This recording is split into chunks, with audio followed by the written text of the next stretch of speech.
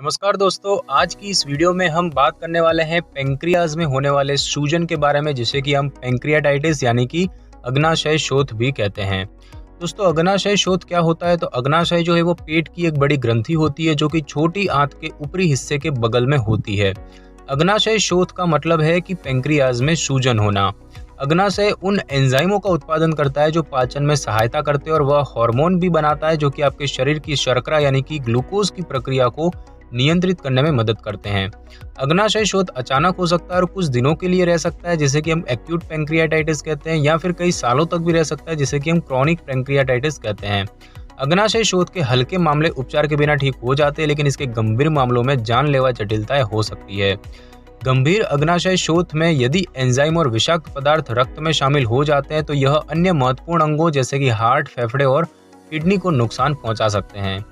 दोस्तों, इसके प्रकारों की बात करें तो इसके दो प्रकार है, एक्यूट और क्रॉनिक। बात करें एक्यूट की तो एक्यूट अग्नाशय शोथ में अग्नाशय की अचानक सूजन होती है और इसकी गंभीरता पेट में हल्की परेशानी से लेकर एक गंभीर जानलेवा बीमारी तक हो सकती है।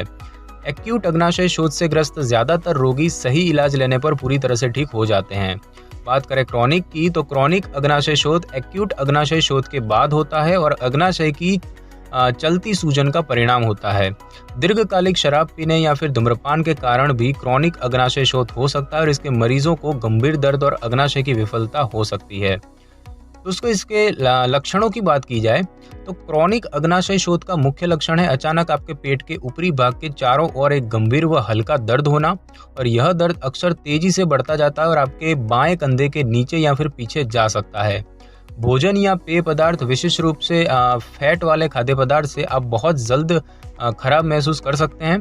दर्द जो है वो अचानक हो सकता है और यह धीरे धीरे विकसित हो सकता है, और अक्सर यह दर्द खाने के बाद शुरू होता है या फिर बढ़ जाता है, और यह पित्ताशय की थैली या अल्सर के दर्द के साथ भी हो सकता है। पेट में दर्द एक्यूट अग्नाशय शोथ का मुख्य लक्षण माना जाता है और एक्यूट अग्नाशय शोथ से ग्रस्त लोग आमतौर पर बहुत बीमार महसूस करते हैं। बात करें एक्यूट अग्नाशय शोथ के लक्षणों की तो पेट दर्द जो कि पीठ की तरफ जा सकता है, मतली यानी कि जी मिचलाना और उल्टी, खाने के बाद दर्द बढ़ जाना, पेट को छूने पर दर्द होना, बुखार और ठंड लगना, कमजोरी और सुस्ती। क्रॉनिक अग्नाशय शोथ का सबसे आम लक्षण है बार बार पेट दर्द होना, और इससे पाचन समस्याएं भी हो सकती है। दर्द आमतौर पर पेट के बीच या बाएं ओर में विकसित हो सकता है और कभी कभी आपकी पीठ तक जा सकता है, और कुछ मामलों में दर्द कई घंटों या दिनों तक रह सकता है। कुछ लोगों को दर्द के दौरान मतली और उल्टी के लक्षण भी अनुभव होते हैं, और जैसे जैसे अग्नाशय शोथ बढ़ता है दर्द जल्दी जल्दी और भी बढ़ सकता है। और क्रॉनिक अग्नाशय शोथ के कुछ और भी लक्षण होते हैं, जैसे कि बिना वजह वजन घट जाना और दुर्गंधित और तेलीय मल निकलना। दोस्तों, बात करते हैं कि पेंक्रियाज में सूजन के क्या कारण होते हैं।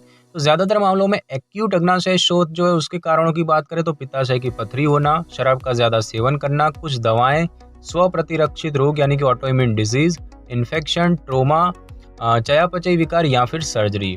और क्रॉनिक अग्नाशय शोथ उसका सबसे आम कारण लंबे समय तक शराब का उपयोग होता है। नियमित रूप से शराब का सेवन करने वाले लोगों को अग्नाशय शोथ का खतरा बढ़ जाता है। हालांकि केवल कुछ ही लोगों को यह समस्या होती है, और इसके अन्य कारण भी है, जैसे कि पित्ताशय की पथरी, अग्नाशय के आनुवंशिक विकार, सिस्टिक फाइब्रोसिस या फिर उच्च ट्राइग्लिसराइड और कुछ निश्चित दवाएं।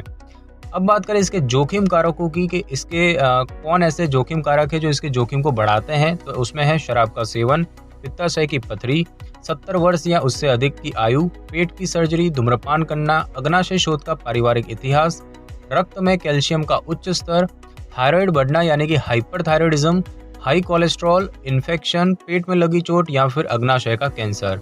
पित्त की पथरी के उपचार के लिए इस्तेमाल की जाने वाली प्रक्रिया भी अग्नाशय शोथ का कारण बन सकती है। और अब दोस्तों, बात करते हैं कि इससे कैसे बचा जा सकता है। तो जब किसी कारण की पहचान हो जाती है तो अंतर्निहित कारणों को हटाकर इसे रोका जा सकता है। इसके कुछ तरीके हैं, जैसे कि पित्ताशय की थैली को हटाना। चूंकि शराब और धूम्रपान अग्नाशय शोथ के जोखिम कारक है, इसलिए रोगियों को धूम्रपान नहीं करना चाहिए और शराब नहीं पीनी चाहिए। अगर आप भारी मात्रा में शराब पीते हैं तो अपने चिकित्सक से इसकी लत हटाने के उपाय के बारे में बात करें। कम फैट वाले आहार खाना और स्वस्थ वजन बनाए रखने से पित्ताशय की बीमारियों के विकास का खतरा कम हो सकता है, जो कि अग्नाशय शोथ का एक प्रमुख कारण है।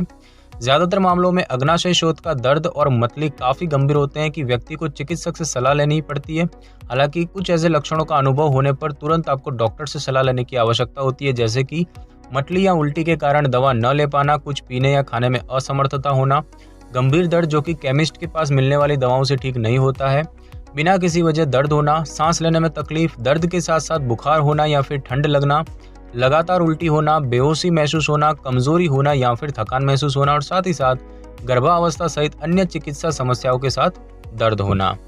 और अब दोस्तों बात करते हैं कि इसका निदान कैसे होता है। तो अग्नाशय शोथ का निदान करने के लिए डॉक्टर एक व्यक्ति के चिकित्सा इतिहास के बारे में पूछेंगे और निदान में सहायता करने के लिए एक संपूर्ण शारीरिक परीक्षण करेंगे। एक्यूट अग्नाशय शोथ के दौरान रक्त में अग्नाशय में बनने वाले पाचन एंजाइम सामान्य से कम 3 गुना अधिक होते हैं। शरीर के अन्य रसायनों जैसे कि glucose, calcium, magnesium, sodium, potassium और बाइकार्बोनेट में भी बदलाव हो सकते हैं। इसके निदान के लिए कुछ परीक्षण किए जा सकते हैं जैसे कि इन्फेक्शन, रक्त कोशिकाओं में वृद्धि और अग्नाशयी एंजाइमों के स्तर को जानने के लिए रक्त परीक्षण करना। एक फीकल फैट परीक्षण यह निर्धारित कर सकता है कि आपके मल में फैट सामग्री सामान्य से अधिक है या नहीं। और अग्नाशय के स्थान की वजह से एक्यूट अग्नाशय शोथ का निदान अक्सर मुश्किल होता है। चिकित्सक जो है वो कुछ परीक्षणों की सहायता ले सकते हैं जैसे कि वो पेट का अल्ट्रासाउंड कर सकते हैं, सिटी स्कैन कर सकते हैं, एंडोस्कोपिक अल्ट्रासाउंड कर सकते हैं और साथ ही साथ MRI भी कर सकते हैं। अब दोस्तों बात की जाए इसके इलाज की, तो अग्नाशय शोथ का अस्पताल में प्रारंभिक उपचार कुछ तरीकों से हो सकता है। जैसे कि सबसे पहले बात करें उपवास की, तो आपके अग्नाशय के ठीक होने तक आपको अस्पताल में कुछ दिनों के लिए उपवास करना आवश्यक है। एक बार जब आपके अग्नाशय की सूजन ठीक हो जाती है तो आप तरल पदार्थों का सेवन शुरू कर सकते हैं और बिना फैट वाले खाद्य पदार्थ खा सकते हैं। समय के साथ आप अपना सामान्य आहार फिर से शुरू कर सकते हैं। यदि आपका अग्नाशय शोथ ठीक नहीं होता और आप खाने के बाद दर्द अनुभव करते हैं तो पोषण प्राप्त करने के लिए आपको एक फीडिंग ट्यूब की आवश्यकता हो सकती है। बात करें दवाओं की, तो अग्नाशय शोथ से गंभीर दर्द हो सकता है और दर्द को नियंत्रित करने के लिए आपके डॉक्टर आपको दवाएं देंगे। जिन लोगों को सांस लेने में परेशानी महसूस कर रहे हैं उन्हें ऑक्सीजन दिया जाता है। और बात करें तरल पदार्थ की, तो अग्नाशय को ठीक करने के लिए आपका शरीर ऊर्जा और तरल पदार्थ का इस्तेमाल करता है जिससे कि आप निर्जलित हो सकते हैं और इस कारण से आपको अस्पताल में हाथ की नस के माध्यम से अतिरिक्त तरल पदार्थ दिए जाएंगे। एक बार जब आपका अग्नाशय शोथ नियंत्रित हो जाता है तो आपके डॉक्टर अग्नाशय शोथ के मूल कारण का इलाज कर सकते हैं और इसके कारण के आधार पर कुछ उपचार किए जा सकते हैं जैसे कि पित्त वाहिका की रुकावटों को हटाने के लिए प्रक्रियाएं, एक संकुचित या फिर अवरुद्ध पित्त नली के कारण हुए अग्नाशय शोथ के लिए पित्त नली को खोलने या फिर चौड़ा करने की प्रक्रियाओं की आवश्यकता हो सकती है। पित्ताशय की सर्जरी, यदि पित्त की पथरी के कारण आपको अग्नाशय शोथ हुआ है तो आपके चिकित्सक आपके पित्ताशय की थैली को हटाने की सलाह दे सकते हैं।